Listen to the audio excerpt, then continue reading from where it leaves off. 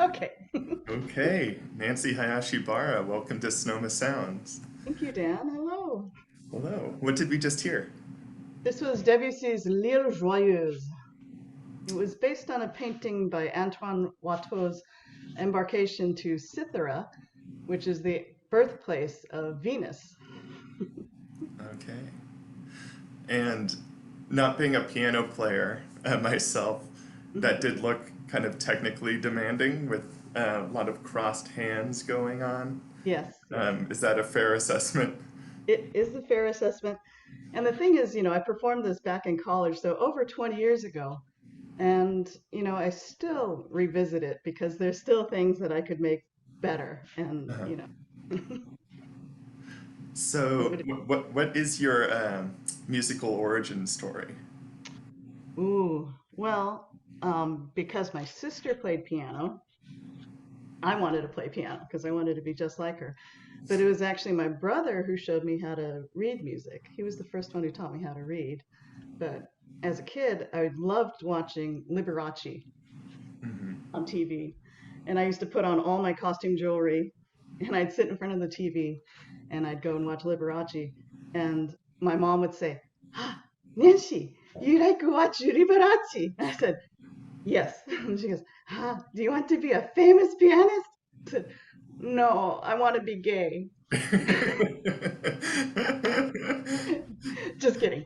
No, but I just loved watching him. He just looked so happy playing piano. Uh-huh. And I never knew that it was going to be something that would be with me for the rest of my life. Yeah.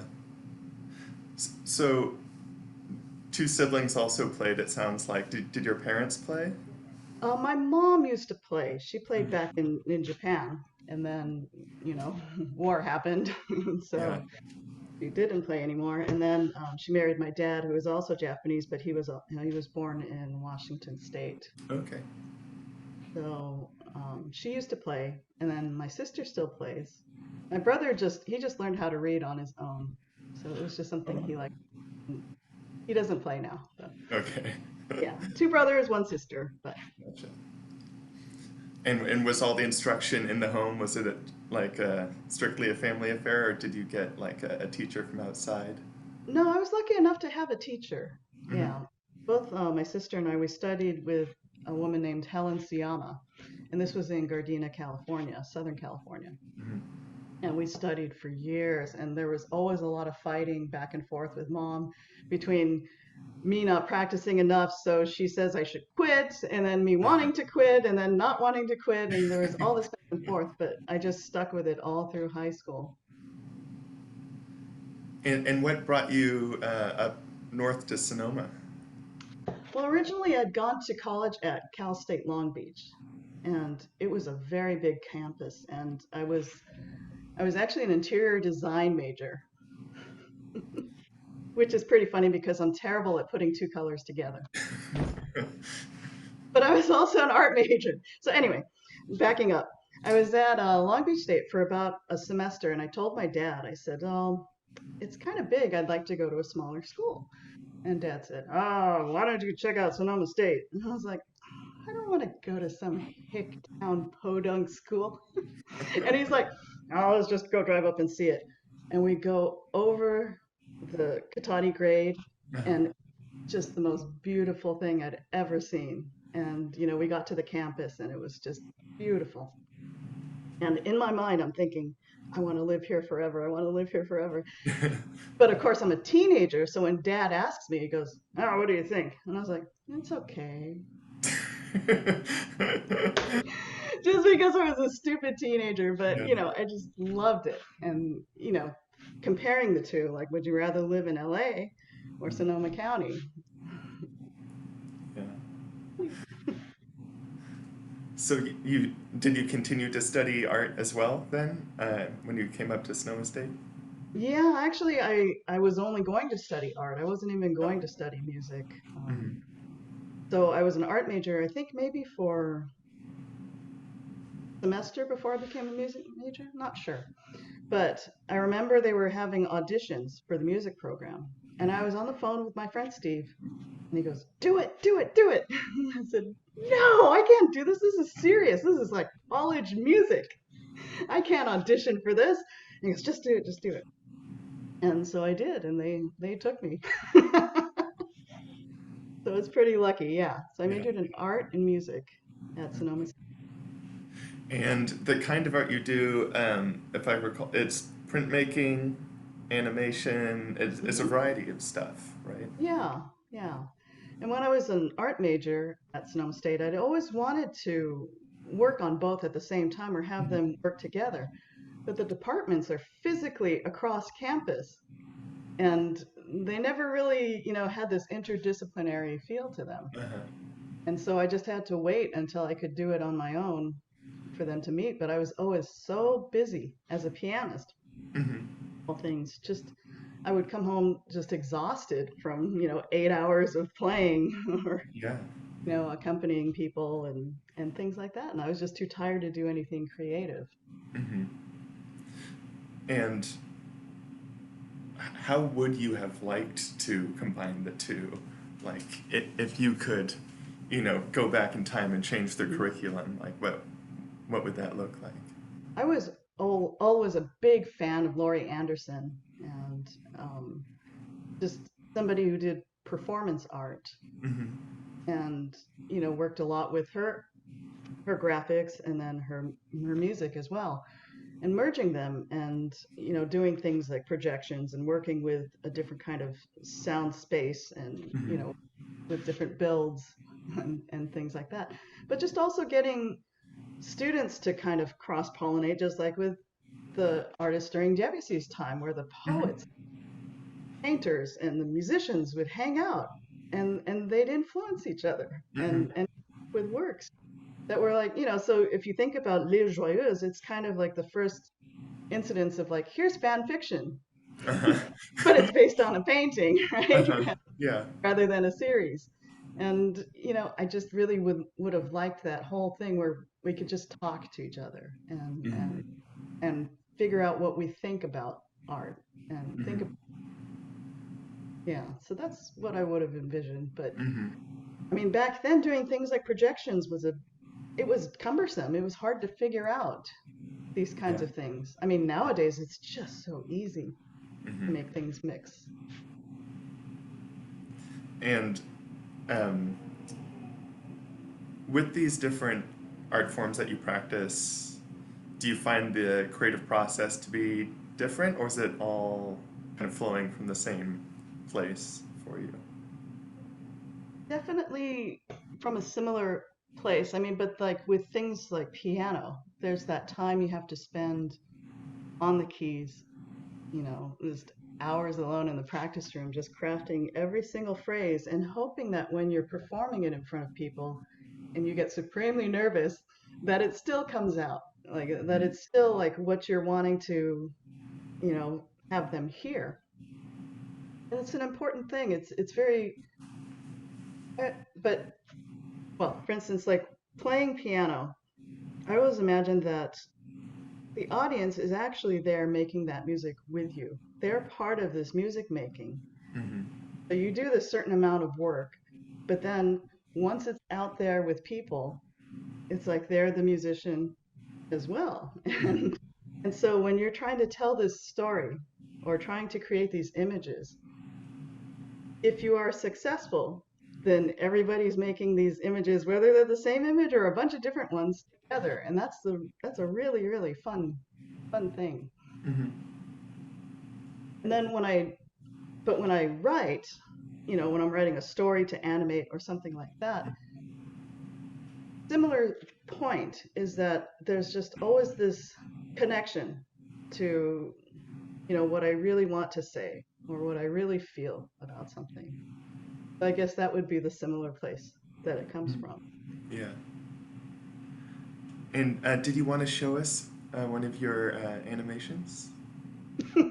Okay, I'll show an animation process. Okay, so this is the latest one that I'm working on. It's called The Walk, and it usually starts with storyboard, a basic storyboard. So these are all little cut up index cards with a Hmm. little time stamp on there showing like when about this is going to happen or when something else is going to happen, things like that. And then I go into a little bit more of a rougher animated.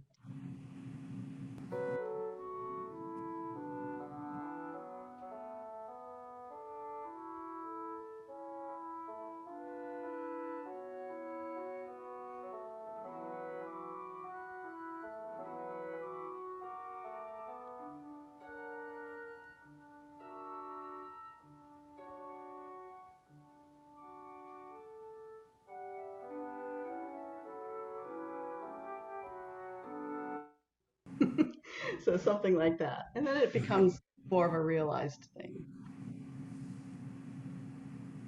Okay.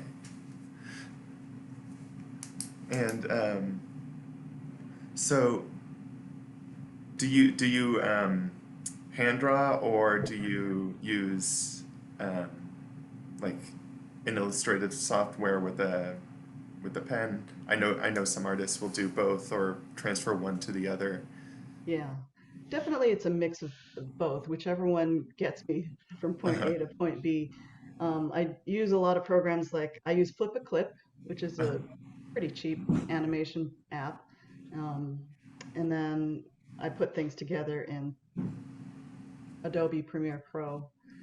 But I also use Adobe Fresco, and then, or sometimes I'll just use construction paper and an X-Acto knife Uh-huh. or pen and ink. Yeah. Uh-huh. So it's just whatever I'm going for. So part of this, it belongs to this series of stories about animals that just have that kind of woodcut feel. So returning to my art roots as a printmaker, Mhm. just really liking that feeling of shadow puppetry and of Mhm. just a little bit more simple in shape. Yeah, Hmm. that woodcut look. And can you tell us about those stories? One I did actually for the Sonoma County Library when they had the open Uh-huh. call for things. It Yeah. was about a crow, and um, it was about the birds just catching all the rain before it fell to earth. It's during a time of drought. Hmm. But I wrote it actually before we were faced with this, predicament that we're in now. Right. Yeah. So that's online. I'll share a link with that. It's here to look at. But this walk, the walk is about a dog who's just in love with a walk. Hmm. Like we usually think about certain kinds of love, but we never think about a walk. I mean, a love that's an activity, just like being out, being in nature, just loving existing. Hmm. And I noticed that I was on a walk the other day and I wasn't even seeing what was around me. Everything was just, I was just thinking constantly about what I was going to write, what I had to do, everything. And so my eyes were just looking internally. I didn't Uh-huh. even see this beautiful path that I was on. I didn't see Uh-huh. the river. I didn't see the trees. I You didn't didn't see. walk into one, did you? No, I didn't. But I just noticed that I wasn't really looking. I wasn't really there. Everybody talks about being present, that sort of thing. And I think it was one of those realizations where, yeah, you just get so bombarded with input constantly, and that's how you end up living. Hmm. And sometimes I think about things like, is classical music worth it anymore? Because it takes so much work to do. Hmm. But it also makes you focus for a longer time than so many other things. Like so many other songs maybe last like 3 minutes, 5 minutes, Right. or even less, right? Uh-huh. But when you listen to classical music, it takes you on these threads that just last a little bit longer and keep your focus from wandering so much. I think we need that kind of. It's like stretching, Hmm. stretching our attention span. It's like yoga for your brain. Uh-huh. And it's like, well, what do we need a longer attention span for? It's like, well, I mean, I think life requires a longest, attention span. Like Yeah. life requires it. I Uh-huh. mean, you don't have to. You don't have to pay attention. You can just kind of go through. But no, it'd be nice if people participated. Hmm. And So, do you, so like if you're in that headspace, you're going for a walk, you're thinking about a story that you're going to draw and animate, do you have a soundtrack in your head at the same time? well, the music that was in that little clip, it was something that I'd written back in college, but reworked and rearranged for different instruments. And it has that pace of that tempo of Uh-huh. a walk and of a dog walking, and what's important to a dog is not necessarily important to us, or Uh-huh. I don't know what they think really, but Uh-huh. clearly they're always like their attention is always focused on what do I smell, Hmm. what do I want to go to, um, but just taking things in as I normally don't, you know. Hmm. Normally walking is just functional. Like I'm Hmm. getting from here to there. And then sometimes when I'm walking with people, they feel like they need to always talk, need Yeah. to always fill the space. And Uh-huh. it's like, you don't always have to do that. We can just be. But silence is always a little bit awkward and uncomfortable. Uh-huh. We could try that out right now, actually, if you want. Just like I'm 10 sure you minutes. can. um, now I'm going to have unintentional awkward silence. To- Success. yes, we did it. um, so these stories are original, they're not inspired from an earlier source, or are they? No, they're just original, just Yeah. thoughts. And with music, do you do original music as well? Yes. Yeah. Yeah. So like To what me, kind they of just, stuff? it's like that thing that I'd always wanted in the art department. I feel like they've always Uh-huh. gone together. Uh-huh.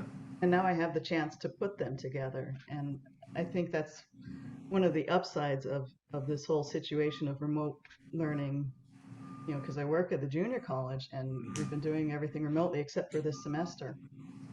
Okay. And that really shifted my focus. Well, it got me to be able to learn different kinds of things because I had to in order to keep doing the job. Yeah. But on the, you know, like I said, on the plus side, it allowed me to finally do these things to bring the art and the music together.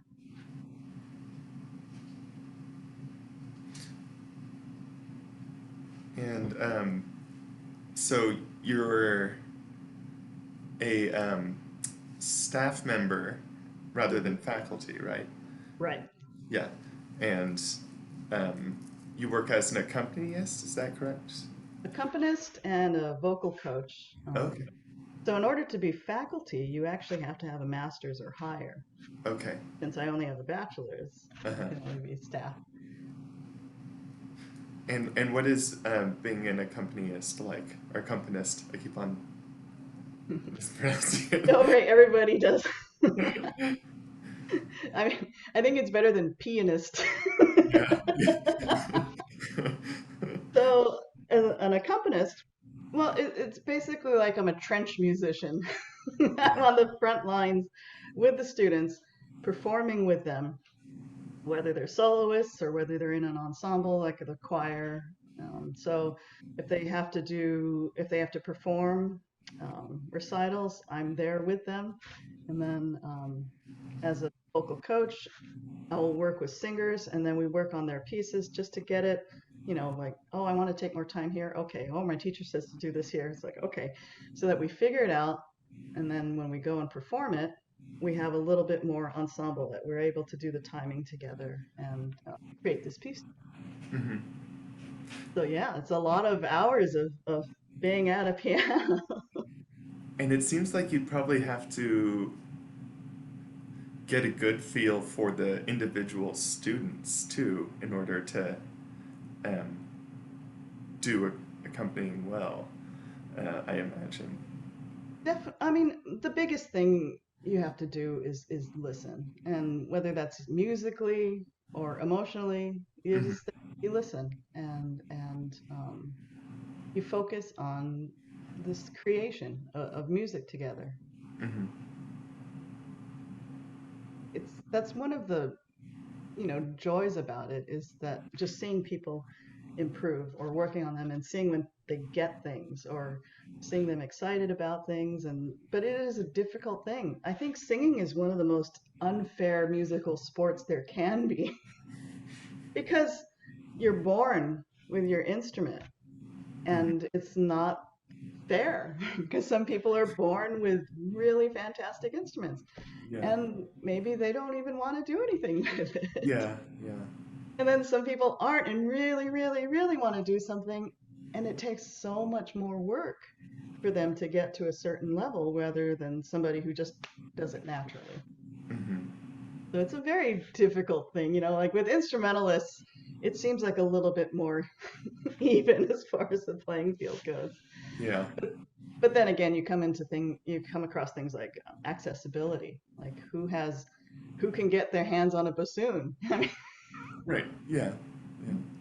But the JC is really good about that. They actually find things like loaner instruments for students and Hmm. so that they can actually learn something on, Hmm. you know, something they might not even have access to. Yeah. And how has it been? So you said until this semester it's been remote. Mhm. Um, what was that like being a remote accompanist? Well, as I said before, it was this great opportunity to learn a lot of things. So partly what I did was I helped make the choir videos. So I know a lot of people have seen these virtual choir videos, and they are a beast to put together. So you get submissions video submissions from all the students, and it can be any kind of quality. You don't know. Not everybody's working with different microphone setups. Everyone's working with different cameras. Mm-hmm. And some people are closer to the mic, some people are further from the mic, some people have good mics, some people have heavy distortion. And so in the interest of equity, you want to make sure that when you put it together, nobody like stands out over everybody else, that it has a good sound. Mm-hmm. But I also wanted to focus on the fact that people have been in front of their screens and they're constantly seeing things on YouTube and these different qualities of videos. And so I was telling people, I said, I'm not going to do just squares. That's going to drive people crazy. Like, if you want people to listen, you actually have to do something. You have to make TV, sort of. But you also have to have good sound. And I actually have a little bit of the process with that as well. So we did this one piece, the French piece called Ton thé, your tea. And now this is an audio clip.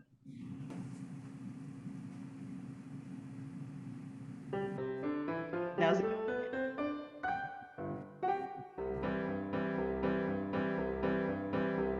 Ton thé attire tes tatou, ton thé tatou. Ton thé attire tes tatou, ton thé tatou, ton thé tatou, ton thé tatou, ton thé tatou, ton thé tatou, ton thé.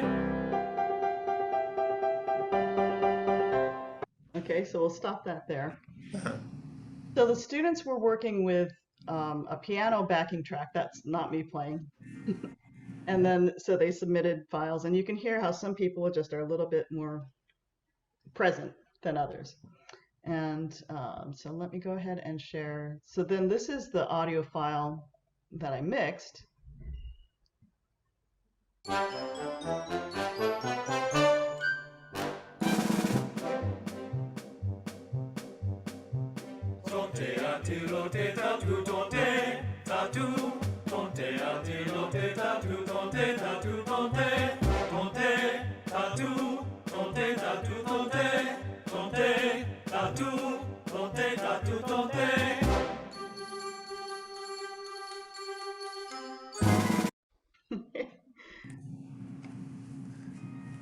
And so how many students are in that clip?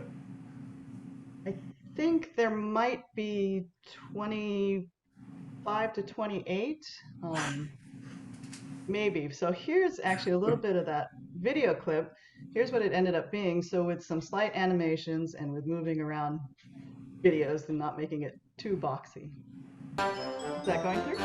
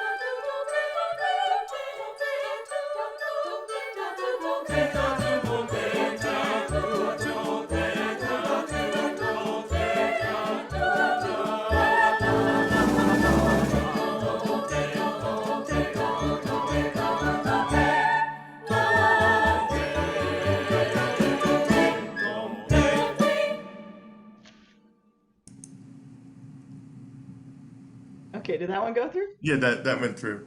Good.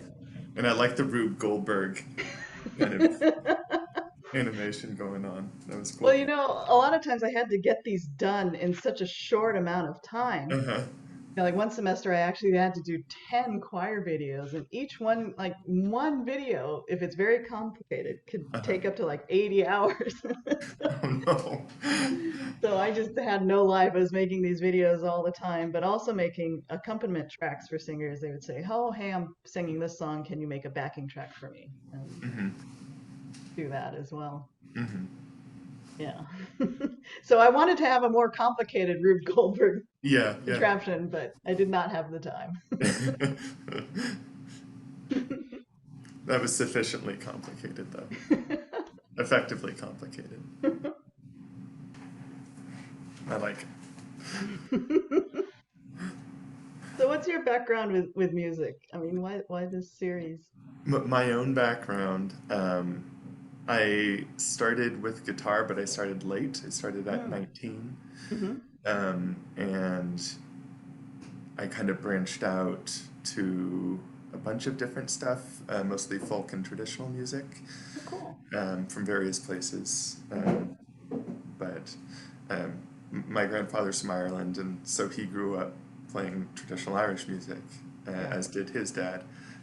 So that was something around the house sometimes. So Nice. I play some Irish fiddle, Oh, um, cool. but really what got me in was blues guitar, like old Hmm. 20s and 30s stuff. So I'm kind of eclectic, Nice. with my music, but very much an amateur still. Um, So have you gotten to jam with Morgan? Morgan's my teacher, yeah. Oh, really? Oh, cool. Morgan Kochner, yeah. Yeah, because we were at Sonoma State at the same time. Oh, at the same time, okay. Yeah, we were there at the same time, and we were. I don't know if he feels this way, but I feel like we were lucky enough to have a teacher like Will Johnson when he was our theory teacher. And the neat thing about Will is he could talk with he could talk to anybody about music without it being one of these incidences where you just name a bunch of things and people just kind of tune out. Hmm. I mean, I feel like that's one of the sad things about music education is it almost makes us unable to talk to people about music because all of a sudden we get all these names and terms for things and then that's how we describe music. And then which I feel is pretty sad. It's like Yeah. why can't we develop an even better vocabulary or even better ways to describe things? I mean, yeah. I Well, think go ahead. when I started learning, and I was pretty self-taught, um, Hmm. I had this weird opinion that might actually be common, um, that I was hesitant to learn any sort of theory because I thought I would not enjoy the music on like a pure level, Hmm. whatever that meant. Um, but I kind of found it off-putting almost. But now I actually find music theory really interesting. Um, and like the nitty-gritty of it is actually kind of fascinating Hmm. sometimes. Um, but I don't know if you came into it the same way since your background is more classical. Oh, Um, absolutely. I mean, part of when I was studying with my teacher in Southern California, she belonged to the MTAC, Music Teachers Association. And every year, as a requirement, we had to do theory tests.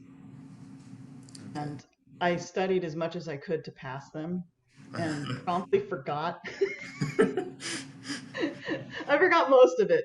Yeah. Um, and then, when I got to college, of course, I had to take theory again. And I think by then I felt like I'd earned the right to be angry about having to do it. Because yeah, I felt like it did it it is a way to describe music Hmm. and does it fit to everything? And it's like, well, I don't think so. I think there's a definite colonialist component to it as far as saying, oh, this is how you look at music or this is how you describe it. And I Yeah. think it was really, really tough for me. And I came up against that also in the art department because you have art being made around the world. It's not just happening in these specific locations, but when you take art history, Mm-hmm. they take you through this trajectory that's, this certain way. And it's like, Mm-hmm. well, wait a minute, what was going on in these other countries? It's like art, Yeah. but it what wasn't as good or influential, and why? And Uh-huh. so yeah. Yeah, there's a lot of, at minimum, implied value judgments going on when you start to say, this is in the curriculum and this isn't. Yeah. Um, but with music theory, one thing that I found difficult was um, trying to apply it to some traditional music doesn't work very well. It's like, what is this chord? Hmm. And like, you try and analyze it and it becomes super long, but it's just really easy to play on the guitar. And it makes it seem way much more complicated than it actually is. Yeah. Um, and they're just kind of um, some chord voicings in old blues music are things that sit well on guitar, not Hmm. necessarily on other instruments, and they're created by people who didn't have formal training, Hmm. but they sound good. They're good sounding chord voicings, Yeah. and the music theory doesn't necessarily describe it very Hmm. well, in Yeah. my experience. Yeah. But yeah. So what are you working on these days? Well, well, the walk. I mean, that's going to be a Hmm. very it's a lot more complicated than I thought it would be when I first started it. It just kind of grows, and it's like, oh wait, I have to draw this too, and I have to draw that, and how do things look from this angle, and how Uh-huh. does a dog's body move, and loving having dogs for so long. I don't have one currently, but just Uh-huh. always watching them, Yeah. and then it's like, well, there's a joy in trying to animate that. Like, yeah, when they stretch, they do this kind of thing, or when they yawn, their tongues kind of curl, and all Uh-huh. these fun little observations. So I'm working on that. I'm also working on, the Debussy piece that I started out with. I'm Hmm. still, that's just to keep my chops up, just to keep Hmm. my brain going, and like I said, it's just always there's there's always more I could do to a piece. There's always more that I can work. I can make it better. There are passages. It's like, oh, I never really got that cleanly back then. Let's fix that. Or Yeah. it's like, oh, look at this, and this is the timing that my teacher was telling me about. My piano teacher, Marilyn Thompson.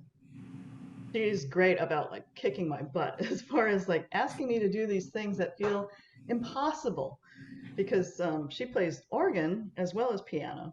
Okay. So her feet have a dexterity that mine just do not have. Uh-huh. I mean, my feet sometimes are like, well, it's as basic as an on and off switch. But she'll talk about things like quarter pedal, half pedal, and just a little bit here. Make sure you catch this note here, and then you take the pedal up. Uh-huh. And oh, sometimes I feel like I'm working with tree stumps, as far as like my pedaling goes. And then there are some rhythmic things that she pointed out back in the day. And I don't know, for some reason, my brain would just not take it in.